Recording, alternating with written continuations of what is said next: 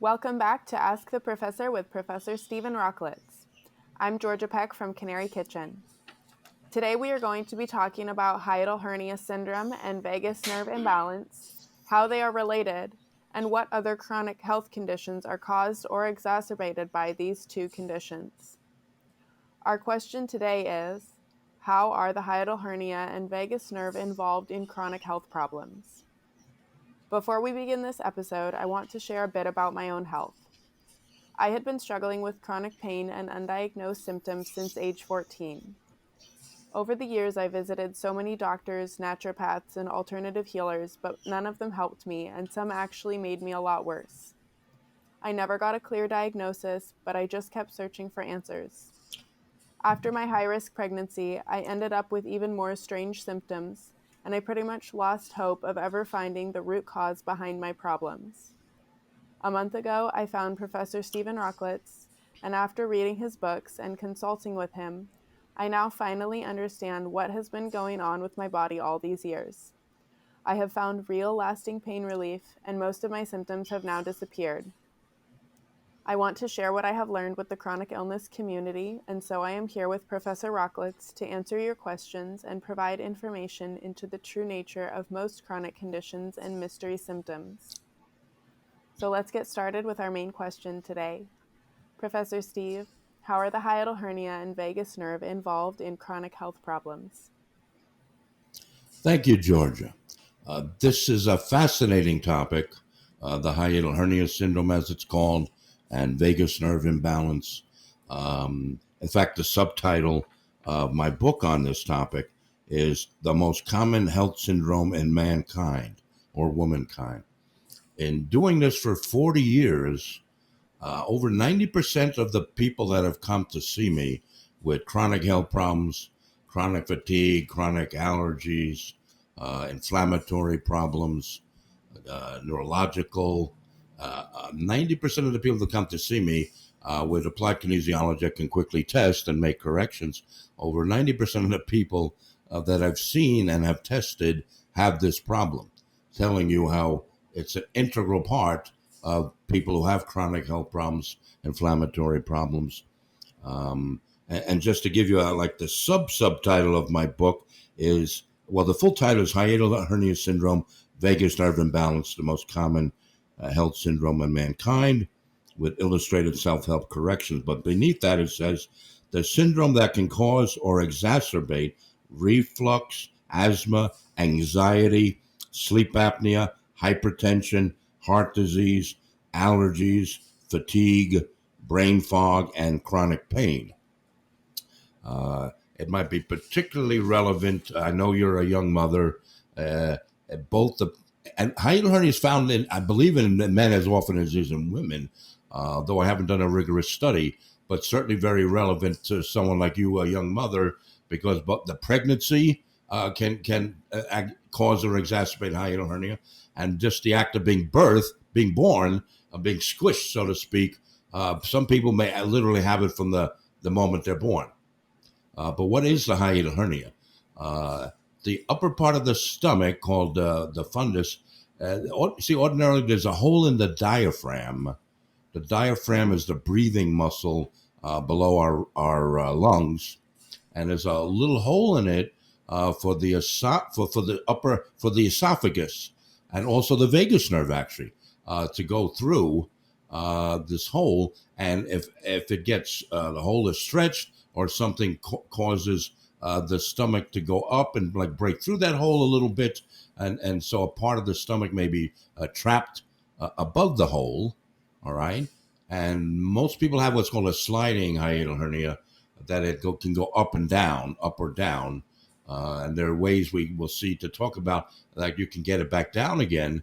But the hiatal hernia and or the related vagus nerve imbalance is responsible for so many health problems. The key actually is the vagus nerve, because again, there are people who get x-rayed and they find a significant size hiatal hernia and they have almost no symptoms. And yet there's some people with a very small hiatal hernia and they have severe symptoms. That's because those people may already have an imbalanced vagus nerve. And my previous podcast, we talked about porphyria. We also briefly mentioned a hole in the heart. I have said that when hiatal hernia is involved with causing blood pressure problems and tachycardia, rapid heart rate, it usually means there's something else involved, and something else predisposing, something else already imbalancing the vagus nerve. The vagus nerve is the 10th cranial nerve. It's also called the wanderer. At one point, they also called it the pneumogastric nerve because it's involved with regulating the respiratory, the lungs, and the stomach. Um, but this nerve is a master nerve. Literally, vagus means wanderer because it has branches that go to all the visceral organs: the heart, lungs, the liver, kidneys, all the important visceral organs, and and has a lot of nerve fibers in the stomach. So if there's anything not right with your stomach, if it's bloated, if again you have the hiatal hernia, which will certainly be stressing the stomach because part of it is forced to go through a little hole, then the vagus nerve will be very imbalanced. And if that's the case, it can then cause great imbalances. Consider it to be overenergized and cause great imbalance in other organs that its branches, are part of. Liver, heart, lungs, pancreas. So it's a master factor in causing so much chronic illness, causing or exacerbating. I believe my book was the first one to say that the hiatal hernia is intimately involved in causing sleep apnea, which is pandemic. Many people don't even know they may have chronic fatigue because in part because they have sleep apnea. If you get up numerous times during the night, if you do not feel refreshed when you wake up, and especially if you ever wake up in the middle of the night gasping, that's a sign of severe sleep apnea. Sleep apnea is pandemic. Heart problems, asthma, these can all be caused or exacerbated by the hiatal hernia and the concomitant vagus nerve imbalance. So it's quite crucial to understand this for just about anyone who has any chronic health problem. The fatigue, the inflammatory illnesses, and also anyone who has heart or lung problems, sleep apnea. I've had some of my people tell me one of the things to help with hiatal hernia is to elevate the bed, to either sleep, to elevate the whole bed at the top 6 to 9 inches by putting something underneath at the front of the bed, or to buy a sleeping wedge, which if you have chemical sensitivities, you would need it to outgas. So again, there's immediately there's three parts of having the hiatal hernia. The stomach again is stressed. The diaphragm also, because again the hole may be enlarged and the diaphragm is stressed, and the vagus nerve. Those are the three immediate parts of the body that are stressed or out of balance. But again, because the other branches of the vagus nerve go to all our important, crucial visceral organs, you can end up, again, it's a leading cause of tachycardia and hypertension, either having a severe crisis or a continual problem, lung problems. And even if it's not a cause of such things as the emphysema, if the person also has it, it's an additional stress on their lungs and their diaphragm. And if it exists with someone who has something like emphysema, which usually is due to smoking, you can alleviate some of the suffering and even lengthen life just by working to get the stomach back down. And again, there are techniques to get the stomach back down. It's called a pull down, which again I haven't shown in my book, but because that irritates a lot of people, I have other techniques, master trigger points that relax the heart and the lungs, and illustrated where those are and what to do. And sometimes those are so harmonizing that the stomach falls back down. You can even do things like drink as much water, a couple of glasses of water, and jump off, say, a stack of books, or if you're young and in good shape, off a chair, and the inertia can pull it down. Again, being a young mom there, it's important to realize the act of pregnancy is very likely to cause hiatal hernia or exacerbate it if one already exists. And again, how long might people have hiatal hernia? You could see how you might get it from birth, because being squished during the act of being born, certainly there's a fragile area, the little hole in the diaphragm, and so many people literally can have it from the moment of birth. Um, uh, anyway, the vagus nerve can be relaxed in numerous ways. There's point to tap near the wrist. You can also put like a cold gel pack around it. I think that goes back to the ancient Chinese who knew about this. And I believe they had ice or something cold, and they would put it on that point. And and they have electrical devices now, and it's that very same point for people that get car sick or get nauseous, or also again women who are pregnant. It's that very same point near the wrist. But there are other things to do. People are gargling, they say, can actually calm the vagus nerve. Loud chanting or might possibly help also. It's important to know that just in the last year or so, I've made further breakthroughs regarding the hiatal hernia and vagus nerve imbalance syndrome.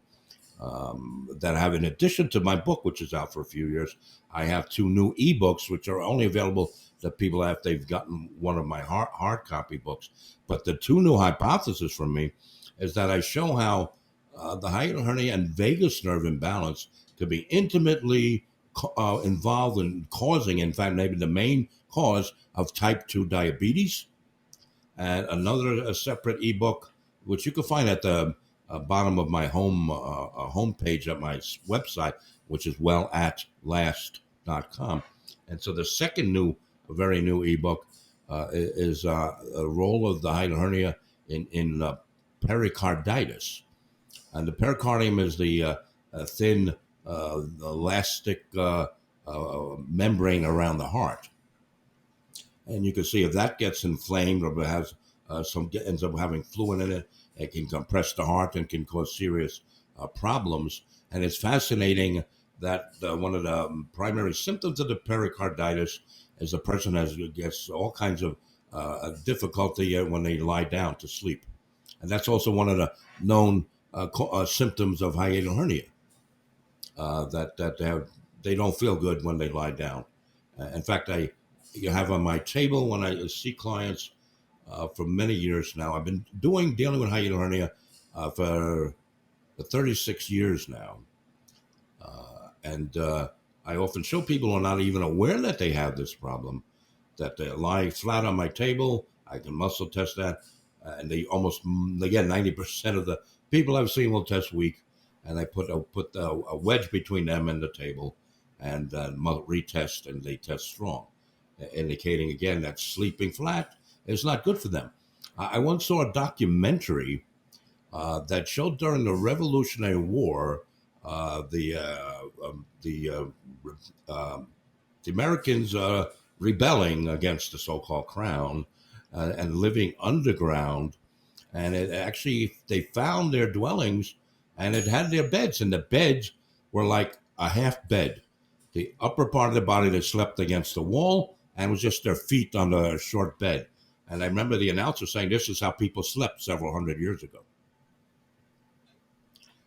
So that part of the body, and it's interesting how thousands of years ago the ancient Greeks knew that people who felt discomfort in that part of their body, okay, below the ribs, which we would now know is likely they were talking about hiatal hernia syndrome. And so what they, in their medical literature several thousand years ago, what they call hypochondria, it means below the ribs, okay? But in recent times, that has a connotation, means it's all in your mind. Wow. Showing, again, that thousands of years ago, it's like in my books on porphyria, I say when you're feeling severe anxiety and things that even can be causing hypertension and tachycardia, to have in your freezer a cold gel pack and put that on your head immediately, as well as other things. Step away from the computer and the EMF and go to a cool, dark, quiet room. If you're having one of these hyper attacks, which could be due to porphyria, but the hiatal hernia, and vagus nerve is intimately involved with that. And if people go to a cool, dark, quiet room without any light, without an EMF, and put the cold gel pack, I've had many people tell me they were about to call an ambulance. And again, if you think you're having a medical crisis, you should call the ambulance. So I'm not saying not to do that, but people who knew that having the frequent recurring attacks like this anyway, so they tell me that putting the cold gel pack and doing these other things, then within 10 minutes or so, they calmed down and got over it. And it's interesting, the ancient Greeks said for somebody who's like high anxiety and feeling sick, they called them a hothead. So the cold gel pack is a good thing to do for people that can be hyper, have anxiety. But the hiatal hernia is can be a leading cause of serious medical problems. Again, hypertension, tachycardia, all right. But it's important to never forget, again, what some physicians who have some wisdom say after seeing so many people with it, half the world has hiatal hernia. And if you're having these serious problems, it means you have something else additionally. And let me give you an example again with the master nerve, this vagus nerve. An article that I believe I've already cited in previous podcasts, the 1957 article in the Irish Journal of Medical Science, Gibson, Parks, and Brennan published and tested people throughout Britain and Northern Ireland that declared porphyria is not a rare disorder. I have hypothesized that was the starting point, with the powers that be did everything from invent orthomolecular psychiatry and the Porphyria foundations, who are tasked with declaring that people do not have, porphyria, to underdiagnose it, and they used a normal threshold, and so today that's morphed into 10 times beyond the normal threshold. Those three physicians should have got the Nobel Prize in medicine. Instead of shoved under the rug, millions and maybe even billions would have been helped, because it's a common disorder, which I declared in 2015. But in their seminal article, they took a woman, they only diagnosed her after she died, that she had porphyria. But to show you what that can do with the vagus nerve, they found a significant demyelination in her vagus nerve. You can imagine the anxiety and poor health that she had for much of her life. She was at least made it to her 70s, as I recall. But when the vagus nerve is that imbalanced, it must have been a pretty miserable existence. Obviously, it doesn't have to get that bad for people if they find out about hiatal hernia, vagus nerve imbalance, porphyria.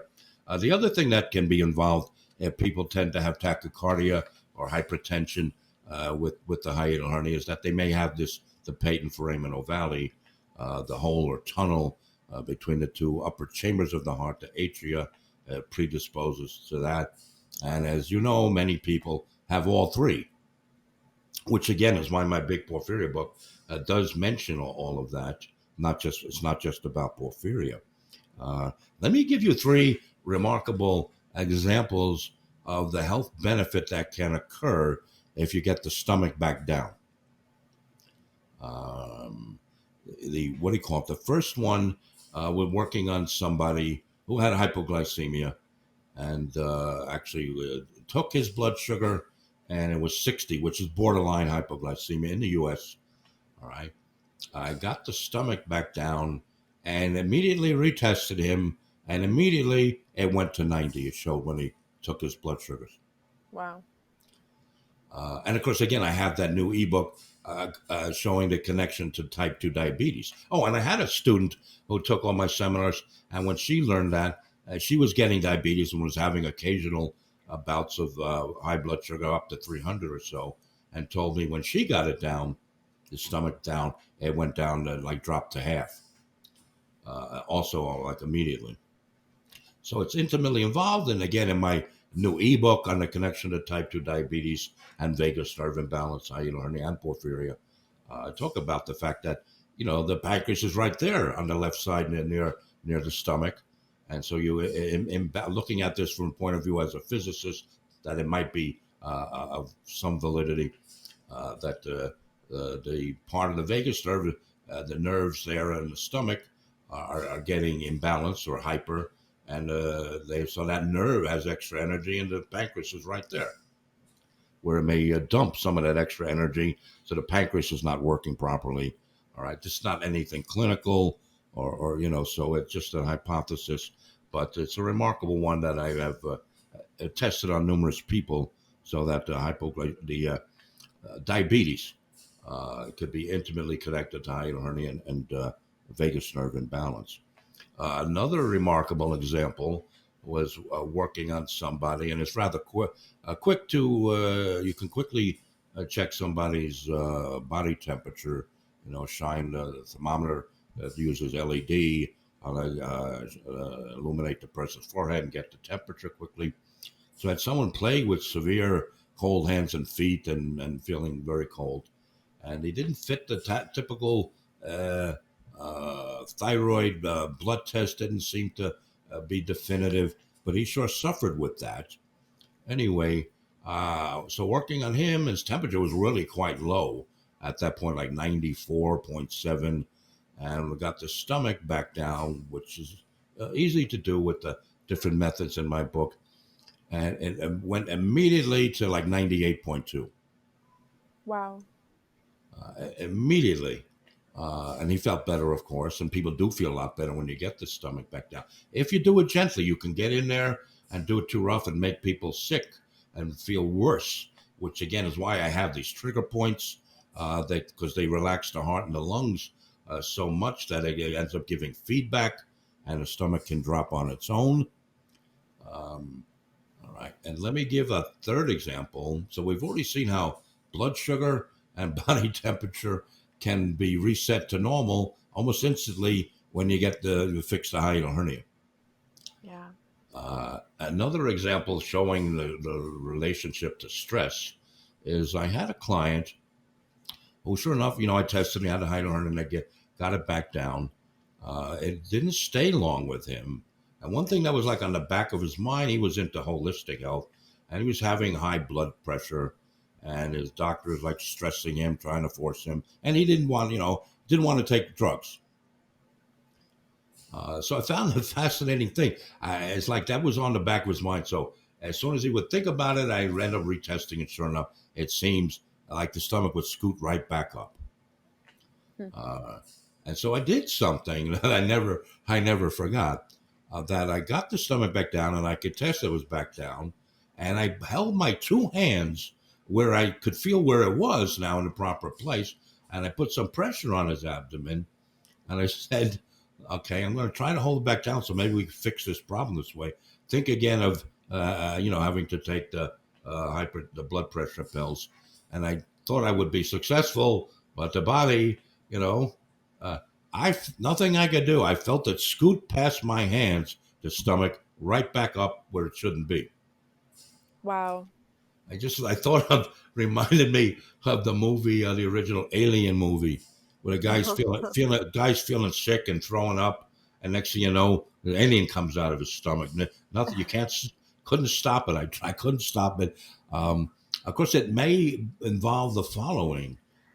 There's one hypothesis, and I think it's quite accurate. It's in my book, that it's actually the longitudinal muscle of the esophagus contracts, and that pulls the stomach up.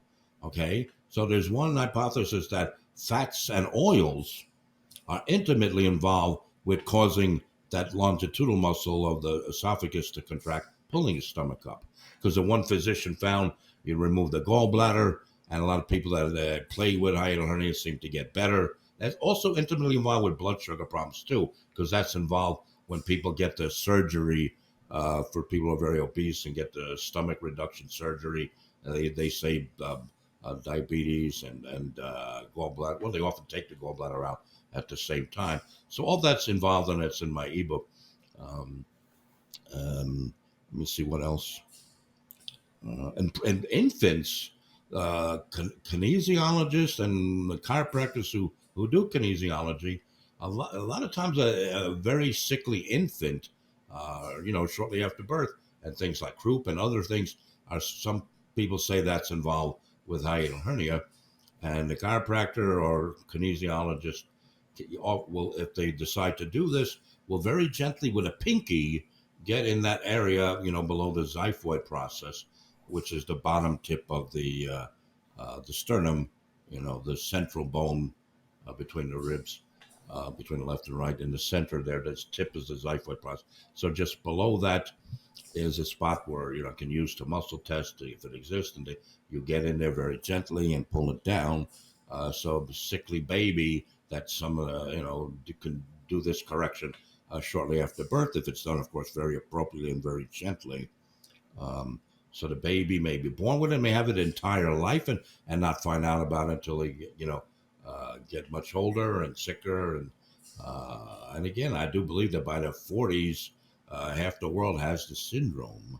Um, there's I strongly recommend people don't rush to do surgery if you find you have this, because you might think that all they do get the stomach back down, sew up the hole in the diaphragm, but they don't do it. They actually wrap the upper part of the stomach around the esophagus, and after you do that, nothing is right anymore. You can't throw up if your life depended on it, and we often throw up because we're eating something bad, and the body's wisdom makes us throw up.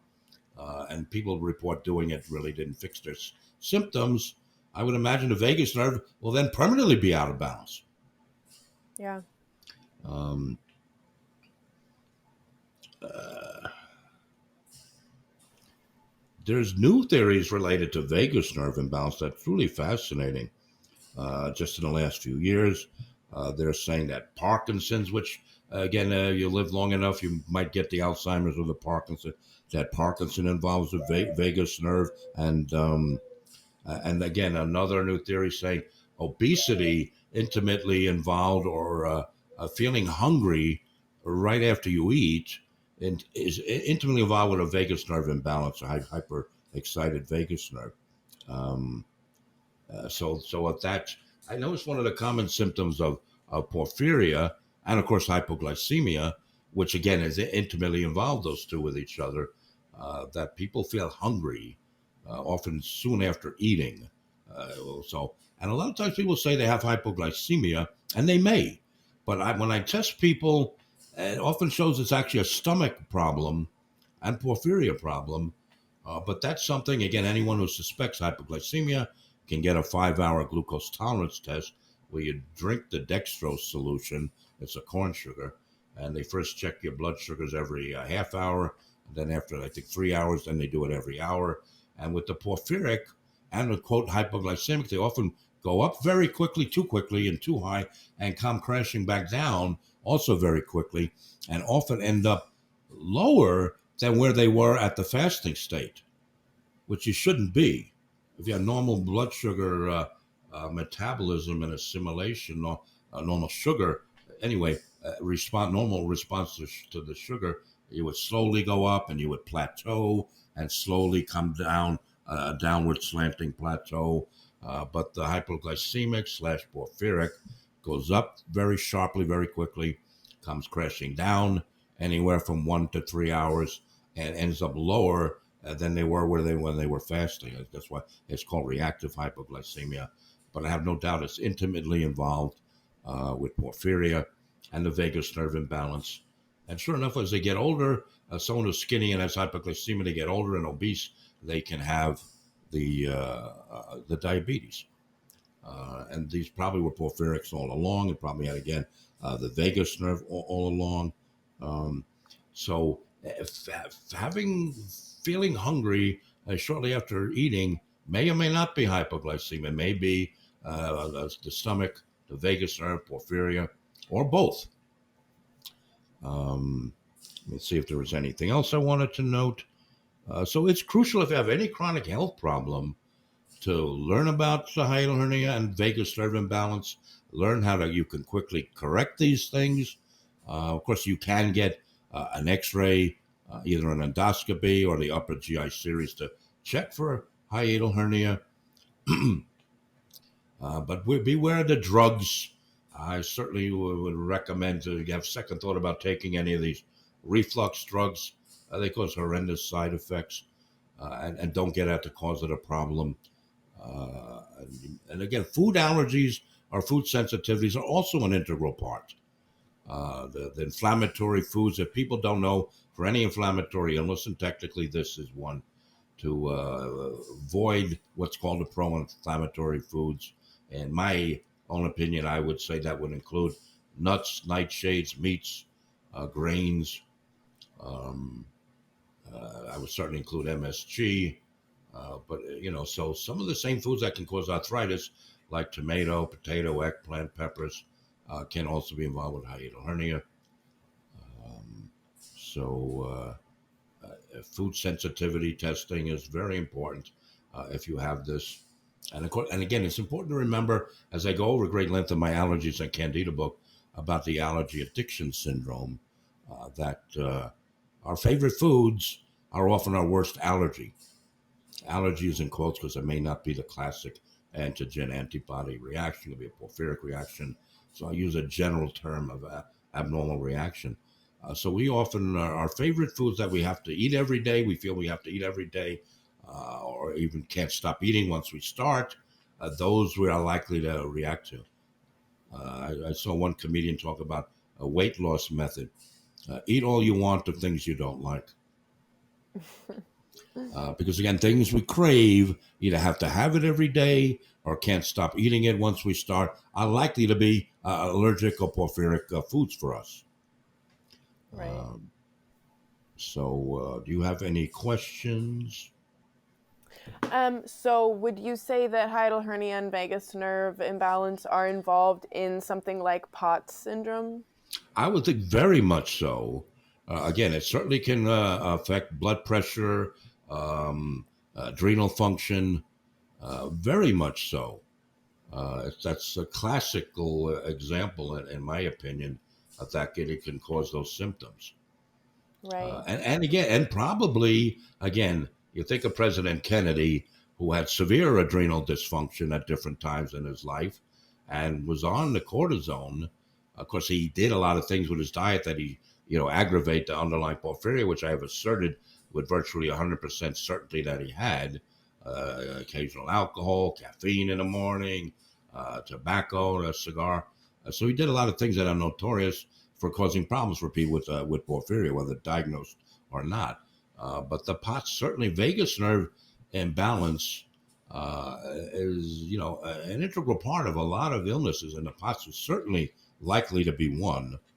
Um, but they again could have the porphyria, um, likely in my opinion, because again, uh, the physicians that have any wisdom say uh, for someone who's they find hiatal hernia and the person has severe cardiac problems, and they say everybody has hiatal hernia. That's probably not the sole cause of why your heart's acting up.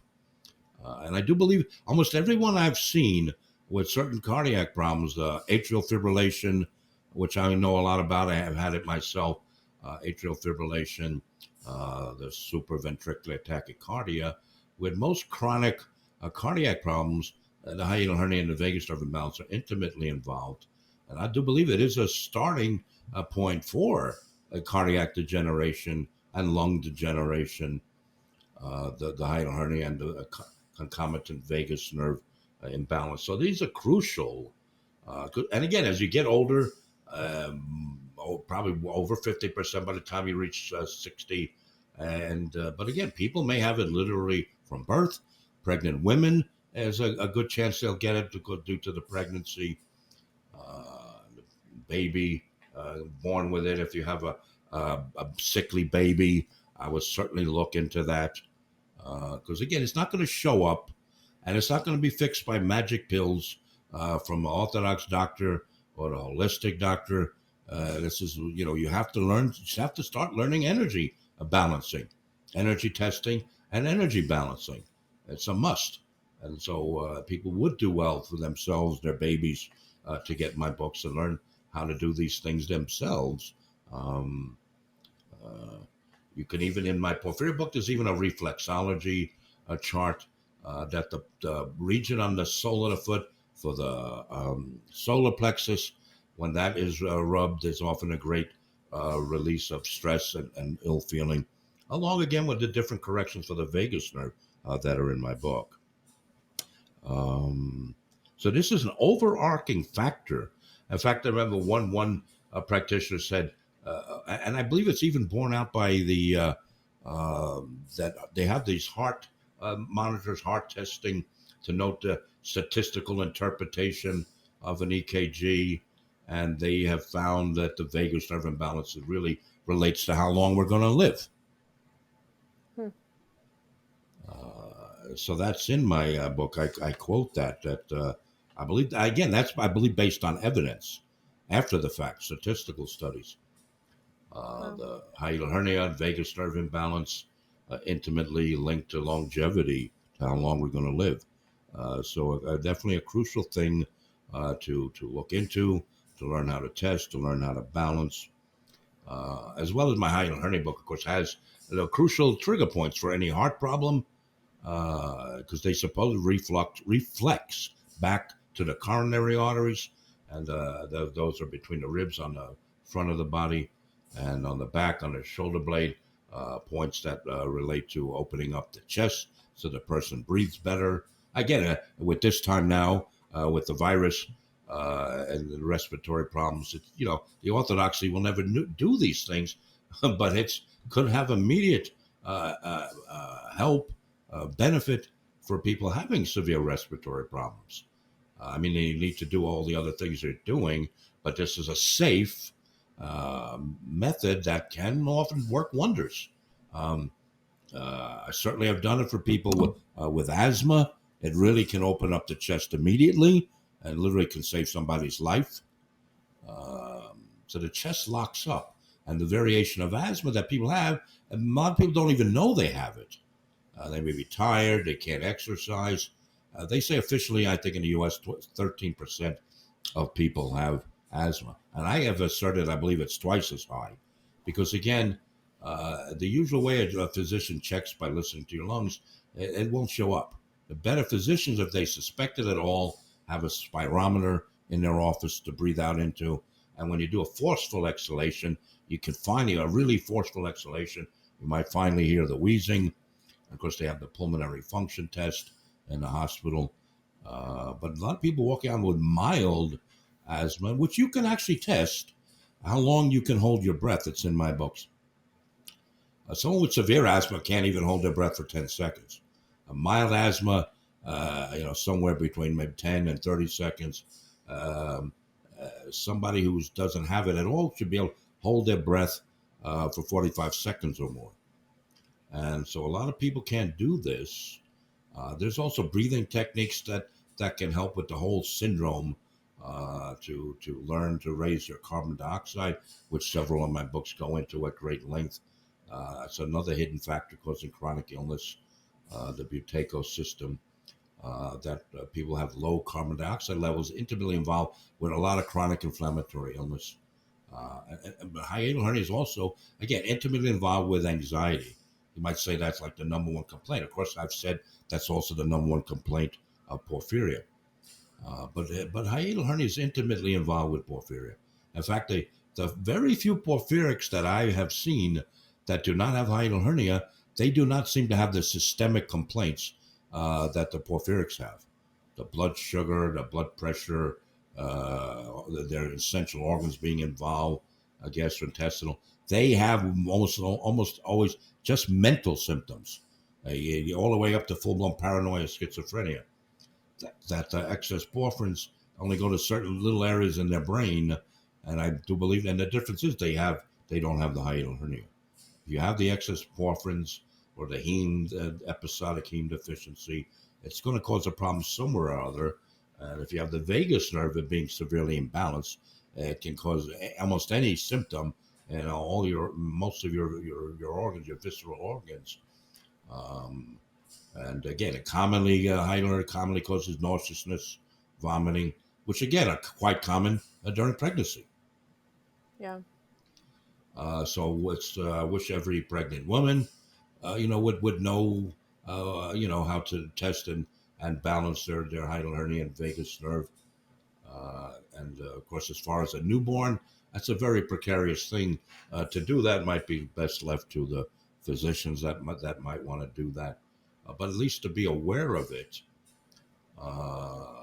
That again, it can probably has occurred in a significant percentage of babies that are born getting squished during birth, and because it's a very fragile area, a little hole in the diaphragm for the esophagus, so very easy for the stomach to push through the upper part of the stomach, and you can have this problem even if you're very thin. Someone who's obese probably has a much larger one, which is be more problematic. But there are people. That's how I know that there's something else going on, because if someone has only a very small hiatal hernia, if they get either the upper GI X-ray or the endoscopy, and they have only a very small one, yet they have severe symptoms, it almost certainly means that they've got the porphyria or the hole in the heart, and need to deal with that. Uh, I actually can tell. I remember seeing one client who was thin, and the gentleman was thin and often wearing like a tight T-shirt. I remember him like coming down my long hallway and starting to talk to me long before he got to where I was seated, and because I like called out, "How you doing?" And he said, "Well, I haven't been." I said, "Let me stop you," because he's wearing the tight T-shirt. I can see the little bulge like an inch below his xiphoid process. And so I said, okay, you're going to tell me you haven't been so well, because I could see he had the hiatal hernia, his stomach was up. Yeah. I could see that from 20 feet away. But somebody's overweight, you're not going to be able to see that. And it's probably more problematic than somebody who's overweight. And it's a vicious cycle. Having this problem, again, relates to overeating. It probably, again, the vagus nerve is severely out of balance with very new research and hypotheses linking the vagus nerve imbalance to Parkinson's, to what's called hyperphagia, greatly increased food intake. The person's hungry all the time. They've had all kinds of other theories on that. All right, it may simply be, vagus nerve. It's a vicious cycle because again, you overeat, that makes your hiatal hernia worse. Yeah. So it's a true vicious cycle that you have to learn to change. But everything from elevating the top of the bed or getting a bed wedge to change to food allergy testing to the illustrated corrections for the hernia, for the vagus nerve, and for the diaphragm. There's ways of correcting all of that in my hiatal hernia syndrome vagus nerve imbalance book.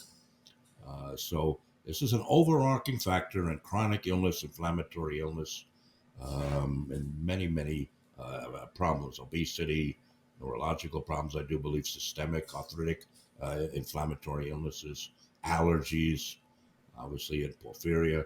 I'm sure in the mast cell disease, because that's secondary to the porphyria. So I would strongly urge people, that's an inexpensive book at my website, to go to wellatLast.com and look for that. So I urge everybody to look into hiatal hernia syndrome, vagus nerve imbalance, and save yourself years of suffering and lengthen your life, because again, it's been documented that the vagus nerve problem relates to longevity. Well, thank you for all this information, Professor Steve. It has been great learning about all this, and I think a lot of people will find this to be a missing link in the information that they have about their health.